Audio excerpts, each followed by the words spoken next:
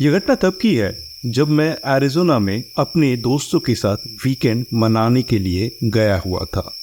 मैं और मेरे कुछ दोस्त मॉन्यूमेंट वैली में घूमने के लिए निकले थे। मैं और मेरे दोस्त अपने पालतू कुत्तों को भी लेकर घूम रहे थे और प्रकृति का आनंद उठा रहे थे। हम उस सुनसान इलाके में थोड़ा ही चल पाए होंगे कि हमें एक छोटी सी पहाड़ी के ऊपर काले कपड़ों में एक आदमी खड़ा हुआ दिखाई देता है। वो आदमी सर से लेकर पैर तक काले कपड़े पहने हुए था और उसके शरीर पे काफी सारे टैटूज भी बने हुए थे। उसका चेहरा देखकर ऐसा लग रहा था कि शायद वो आदमी किसी कारण या किसी बात के लिए खींच उठा है। तभी मेरा दोस्त उस आदमी को जोर से चिल्लाकर कहता है, मुझे माफ करना, हमें नहीं पता था कि ये प्राइवेट प्रॉपर्टी है। वो हमारी बात सुनता है पर कोई जवाब नहीं देता और हमें उसी तरीके से देखता रहता है जैसे कि वो पहले देख रहा था। तभी मैं उससे कहता हूँ, हमें माफ कर दीजिए, हम अपने रास्ते वापस चले जाते हैं। हम कोई मुसीबत नहीं चाहते हैं।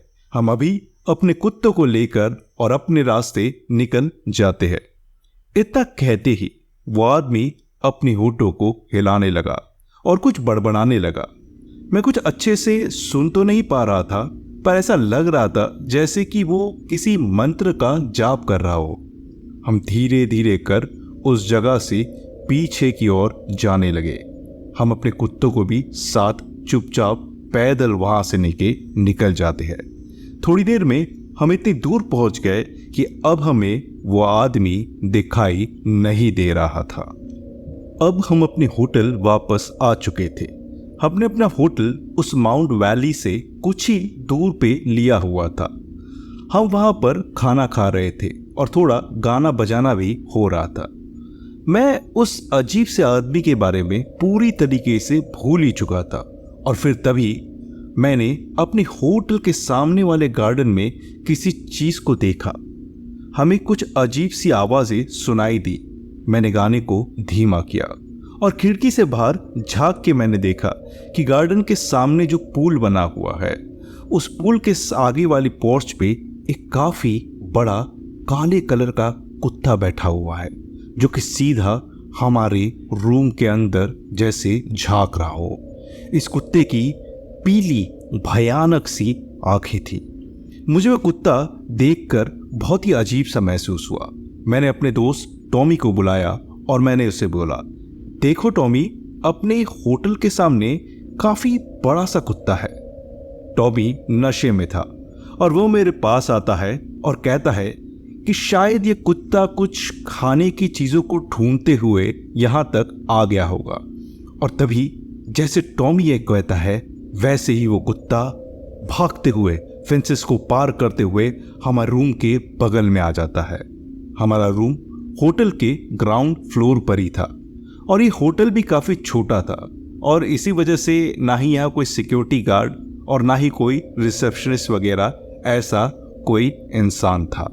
तभी वो कुत्ता हमारे कमरे के चारों ओर दौड़ने लगा।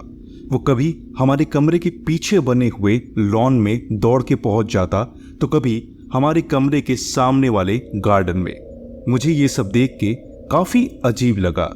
वह जैसे ही होटल के सामने वाले गार्डन से भागकर पीछे की ओर गया तभी मैं तुरंत पीछे की ओर जाने लगा और जैसे ही मैं अपने रूम के पिछले इलाके में पहुंचा वहां मैंने खिड़की से जो देखा तो मैं दंग रह जाता हूँ। वो कोई कुत्ता नहीं था, वो एक आदमी था। वो वही आदमी था जिसे हम आज सुबह मिले थे। वो वही कलर के कपड़े पहने हुए था और उसकी आंखें अंधेरे में चमक रही थी। मैं ये सब देखकर बहुत ज्यादा घबरा जाता हूँ।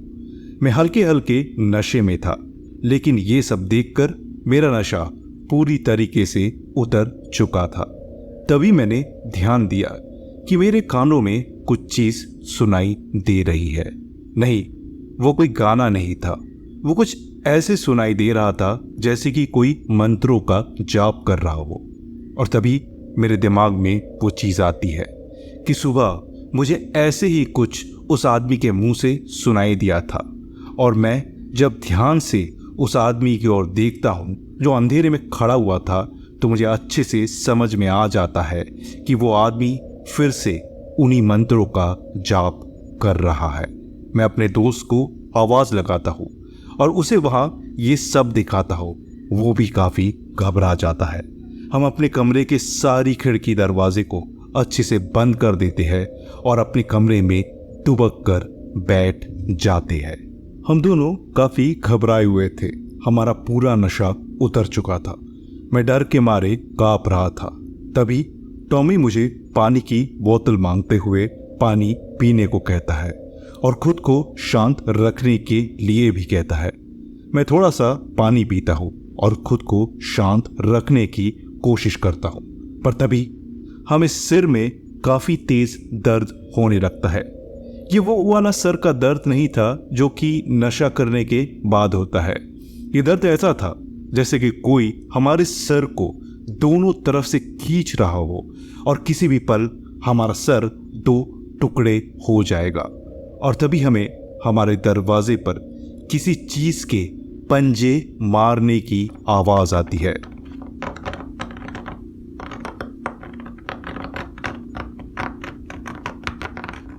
मुझे समझते देर नहीं लगी कि वही आदमी, या फिर यूं कहूं तो वही कुत्ता है जिसे थोड़ी देर पहले हमने देखा था। वो कुत्ता तेजी से जोर जोर से हमारे कमरे के दरवाजे पर पंजे मारे जा रहा था। हम दोनों काफी ज्यादा घबरा गए थे और भगवान को याद कर रहे थे। लेकिन हद तो तब हो गई जब दरवाजे पर पंजे मारने की आवाज रुक जाती है और दरवाजे को पीटने की आवाज आने लगती है, जैसे कि कोई आदमी जोर जोर से दरवाजे को पीट रहा हो और अंदर आने की कोशिश कर रहा हो। मेरा दोस्त दरवाजे के सामने जाकर एक बड़ी सी अलमारी टिका देता है ताकि वो जो भी है वो दरवाजे को तोड़ के अंदर ना आ सके। हम दोनों के सिर में काफी तेज दर्द हो रहा था और वो दरवाजा पीटने की आवाज बढ़ती जा रही थी। वो जो कोई भी है आज हमें नहीं छोड़ने वाला था। हम दोनों भगवान का नाम लेते हुए एक कोने में दुबक कर बैठे हुए थे। हमारे सिर में जो दर्द था अब और बढ़ चुका था और चलते ही नहीं बना जा रहा था हमें। मेरा दोस्त तभी जब मैंने देखा बेहोश हो जाता है। मैं अपने दोस्त को होश में लाने की कोशिश करने लगता हूँ, पर तभी जोर से दरवाजा टूटने की आवाज आती है और वो दरवाजे से टिकी हुई वो जो अलमारी थी वो भी टूट के गिर जाती है। मैं उस जानवर को अपनी आंखों के सामने खड़ा हुआ देख पाता हूँ। वो कम से कम 7 से 8 फीट लंबा था। उसके पंजे जमीन को छू रहे थे। उसके शरीर पे काफी ज्यादा बाल थे और उसका चेहरा बड़ा ही अजीब सा था, पर उसकी आंखें पीली कलर की थी और वो चमक भी रही थी। मैं बस इतना ही देख पाता हूँ और उसके बाद सर में दर्द होने की वजह से मैं वहीं पे बेहोश हो जाता हूँ। पर बेहोश होने के पहले मेरे कानों में आखिरी चीज जो पड़ी थी वो थी वही मंत्र जापने की आवाज। मेरी नींद सुबह खुलती है। मैं सुबह उठता हूँ तो देखता हूँ मेरा दोस्त मेरे बगल में बेहोश पड़ा हुआ है। सारे के सारे कमरे में ऐसा लग रहा था जैसे तूफान आया हो। टेबल उल्टी पड़ी हुई थी। हमारा सारा सामान बिखरा पड़ा हुआ था। हमारे सारे कपड़े फटे पड़े हुए थे और बेडरूम पर बेडशीट पर किसी जानवर के बड़े बड़े पंजे के निशान थे। सामने वाला दरवाजा टूटा पड़ा हुआ था और काले पंजों के निशान पूरे फर्श पे थे।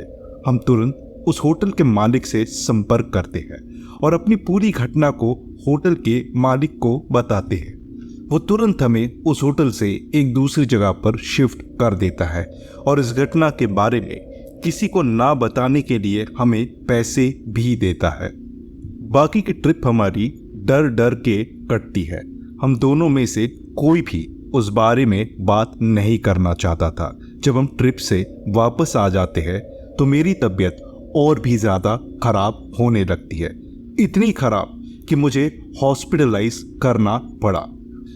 डॉक्टर मेरी तबीयत खराब होने की वजह को ढूंढ नहीं पा रहे थे। मुझे काफ़ी ज़्यादा खून की कमी हो गई थी और मुझे 4 बोतल खून भी चढ़ाया गया था। मुझे समझ नहीं आ रहा था कि मेरे साथ हुआ क्या है। कुछ महीनों बाद मैं ठीक हो जाता हूँ और उसके बाद से मैंने कभी भी उस जगह पे कदम नहीं रखे।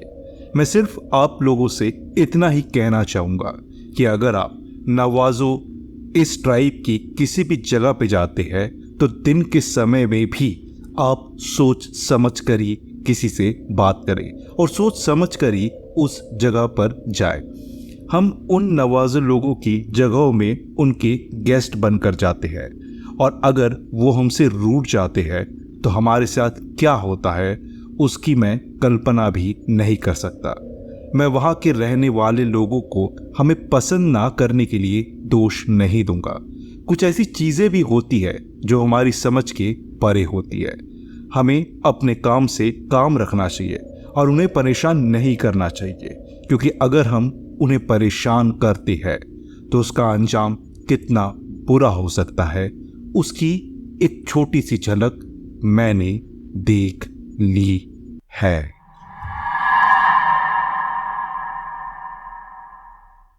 वो हादसा 2016 में हुआ था। मैं उस समय अपने पति के साथ रोड पर एरिज़ोना में घूम रही थी। हमने वहां के फेमस कैनियन को देखा और थॉमस स्प्रिंग्स में भी हमने नहाया। ये काफी सुंदर था। दरअसल थॉमस स्प्रिंग्स जो कि नॉर्थ में बना हुआ है, वहां पर 2000 बीसी से 4000 साल पुराने अमेरिका में रहने वाले नेटिव अमेरिकन लोगों ने पत्थर पे काफी डरावनी चीजों को तराशा हुआ है। लोग कहते हैं कि नेटिव अमेरिकन लोगों ने इन पत्थरों पे इन चीजों को किसी तरीके की चेतावनी के रूप में तराशा था। उसके बाद हम अपनी गाड़ी से गॉब्लिन स्ट्रीट पार्क घूमने गए। इस समय सुबह के 2 का समय था जब हम वहां पहुंचे। मैं अपने पति के साथ और अपने कुत्ते के साथ गाड़ी में बहती हुई झपकी ले रही थी और मेरे कुत्ते का नाम था कुकी। तभी मुझे सिगरेट पीने की तलब हुई। उस समय पूरी की पूरी रोड काफी ज्यादा सुनसान थी। तब मैंने किसी चीज पे ध्यान दिया कि आसपास कुछ ज्यादा ही सन्नाटा था। मेरा मतलब ये रात कुछ ज्यादा ही शांत दिख रही थी। तभी मुझे झाड़ियों से एक हिरन भागते हुए दिखाई दिया। मैं उसे देखकर काफी ज्यादा चौंक गई।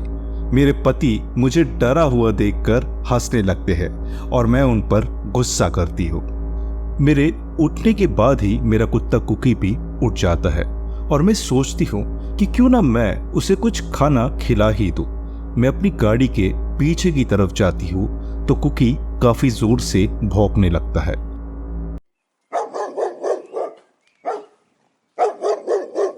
मैं इसे चुप कराने की कोशिश करती हूँ क्योंकि मेरे पति अब वापस सोने जो चले गए थे। वो फिर भी शांत नहीं हो रहा था। उसने कभी भी इस तरीका का व्यवहार नहीं किया था। और फिर तभी मुझे आवाज आती है, इधर आओ लॉरेन। लॉरेन मेरा ही नाम था। वो आवाज मेरे पति की थी जो कि झाड़ियों से आ रही थी।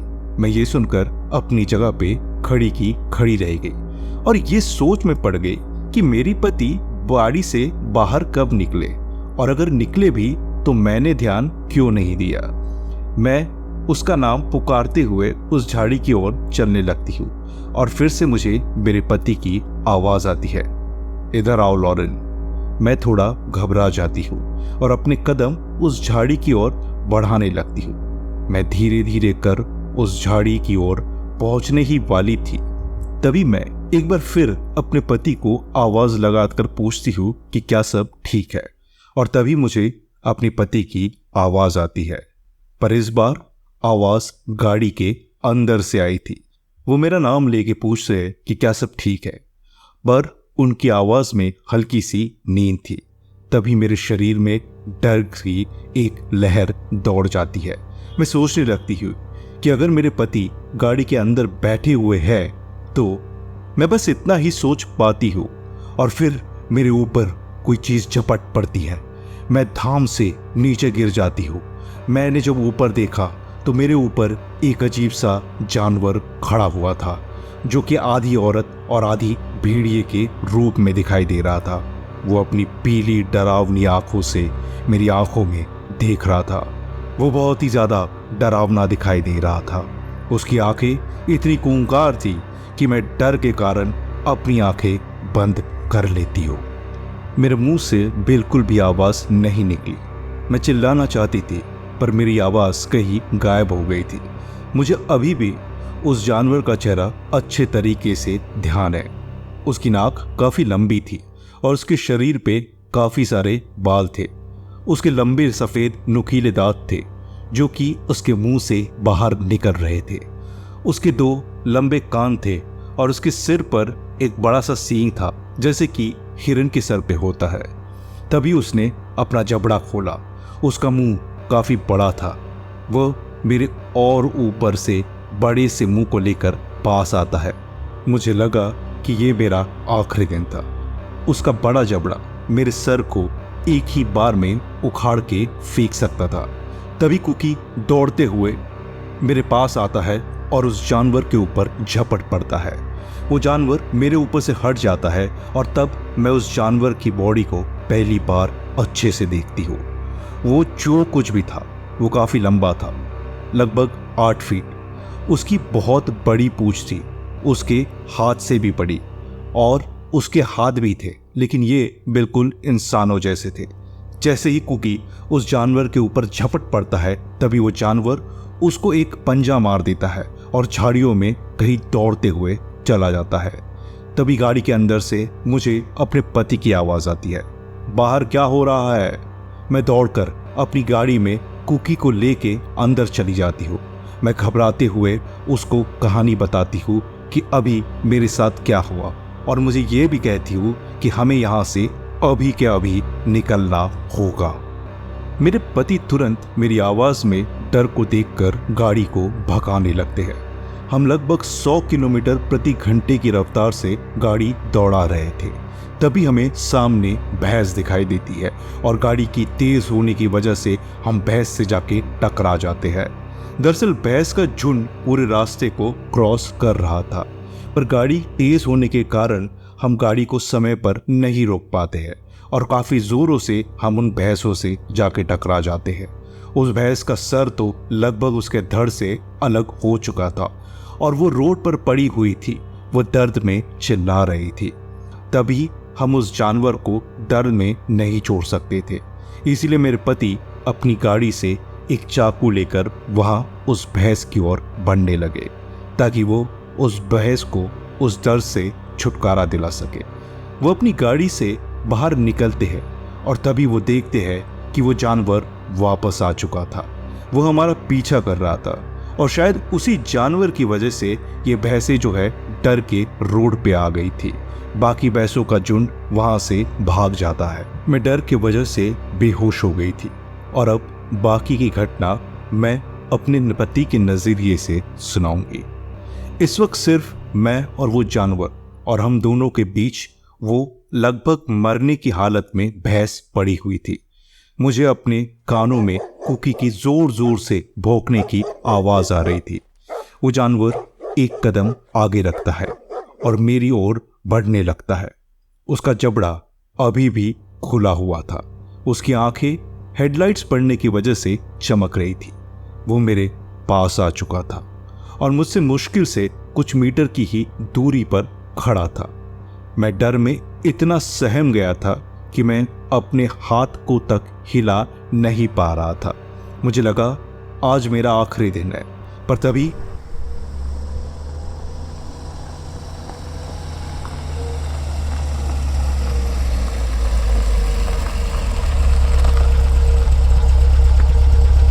अचानक से एक और गाड़ी हमारे पीछे से आ जाती है और वो जानवर इस गाड़ी की आवाज सुनकर पीछे हो जाता है और एक खून जमा देने वाली आवाज चिल्लाता है।